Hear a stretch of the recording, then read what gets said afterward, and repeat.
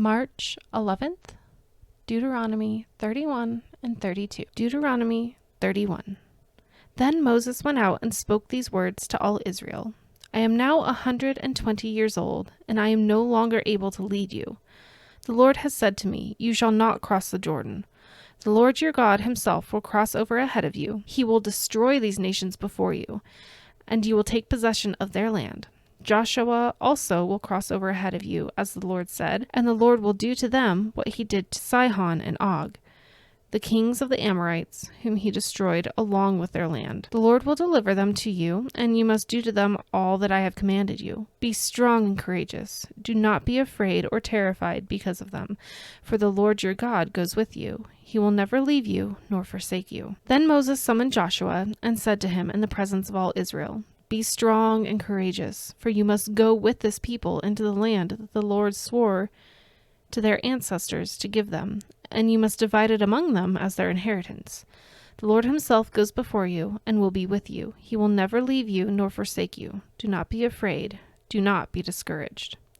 So Moses wrote down this law and gave it to the Levitical priests who carried the ark of the covenant of the Lord, and to all the elders of Israel. Then Moses commanded them, at the end of every 7 years, and the year for canceling debts during the festival of tabernacles, when all Israel comes to appear before the Lord your God at the place he will choose, you shall read this law before them in their hearing. Assemble the people, men, women, and children, and the foreigners residing in your towns, so they can listen and learn to fear the Lord your God and follow carefully all the words of this law.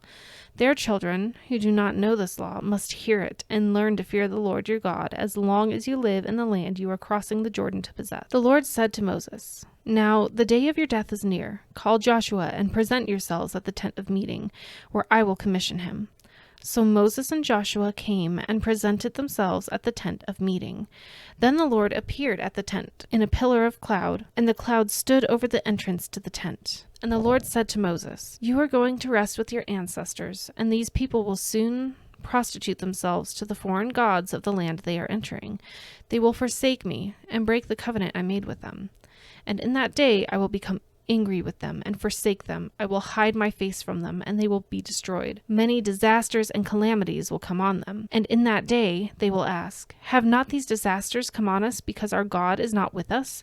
And I will certainly hide my face in that day because of all their wickedness and turning to other gods. Now write down this song and teach it to the Israelites, and have them sing it so that they may be a witness for me against them. When I have brought them into the land flowing with milk and honey, the land I promised on oath to their ancestors, and when they eat their fill and thrive, they will turn to other gods and worship them, rejecting me and breaking my covenant. And when many disasters and calamities come on them, this song will testify against them, because it will not be forgotten by their descendants. I know what they are disposed to do, even before I bring them into the land I promised them on oath. So Moses wrote down this song that day and taught it to the Israelites. The Lord gave this command to Joshua, son of Nun. Be strong and courageous, for you will bring the Israelites into the land I promised them on oath, and I myself will be with you. After Moses finished writing in a book the words of this law from beginning to end, he gave this command to the Levites who carried the ark of the covenant of the Lord. Take this book of law and place it beside the ark of the covenant of the Lord your God. There it will remain as a witness against you, for I know how rebellious and stiff-necked you are. If you have been rebellious against the Lord while I am still alive and with you, how much more will you rebel after I die? Assemble before me all the elders of your tribes and all the officials, so that I can speak these words in their hearing and call the heavens and the earth to testify against them. For I know that after my death, you are sure to become utterly corrupt and to turn from the way I have commanded you. In days to come, disaster will fall on you, because you will do evil in the sight of the Lord and arouse his anger by what your hands have made. And Moses recited the words of this song from beginning to end in the hearing of the whole assembly of Israel. Deuteronomy 32. Listen, you heavens, and I will speak. Hear, you earth, the words of my mouth. Let my teaching fall like rain, and my words descend like dew, like showers on new grass, like abundant rain on tender plants. I will proclaim the name of the Lord. O praise the greatness of our God. He is the rock. His works are perfect, and all his ways are just. A faithful God who does no wrong, upright and just is he. They are corrupt and not his children. To their shame they are a warped and crooked generation. Is this the way you repay the Lord, you foolish and unwise people? Is he not your Father, your Creator, who made you and informed you? Remember the days of old. Consider the generations long past. Ask your father, and he will tell you, your elders, and they will explain to you. When the Most High gave the nations their inheritance, when he divided all mankind, he set up boundaries for the peoples according to the number of the sons of Israel. For the Lord's portion is his people, Jacob his allotted inheritance. In a desert land he found him, in a barren and howling waste. He shielded him and cared for him. He guarded him as the apple of his eye, like an eagle that stirs up its nest and hovers over its young, that spreads its wing to catch them and carries them aloft. The Lord alone led him, no foreign god was with him. He made him ride on the heights of the land and fed him with the fruit of the fields. He nourished him with honey from the rock, and with oil from the flinty crag, with curds and milk from herd and flock, and with fattened lambs and goats, with choice rams of Bashan, and the finest kernels of wheat. You drank the foaming blood of the grape. Jeshurun grew fat and kicked. Filled with food, they became heavy and sleek. They abandoned the God who made them, and rejected the rock their Savior. They made him jealous with their foreign gods, and angered him with their detestable idols. They sacrificed to false gods which are not God, gods they had not known, gods that recently appeared, gods your ancestors did not fear. You deserted the rock who fathered you. You forgot the God who gave you birth. The Lord saw this and rejected them, because he was angered by his sons and daughters. I will hide my face from them, he said, and see what their end will be. For they are a perverse generation, children who are unfaithful. They made me jealous by what is no God, and angered me with their worthless idols. I will make them envious by those who are not people. I will make them angry by a nation that has no understanding. For a fire will be kindled by my wrath, when that burns down to the realm of the dead below. It will devour the earth and its harvests, and set afire the foundations of the mountains. I will heap calamities on them, and spend my arrows against them. I will send wasting famine against them, consuming pestilence and deadly plague. I will send against them the fangs of wild beasts, the venom of vipers that glide in the dust.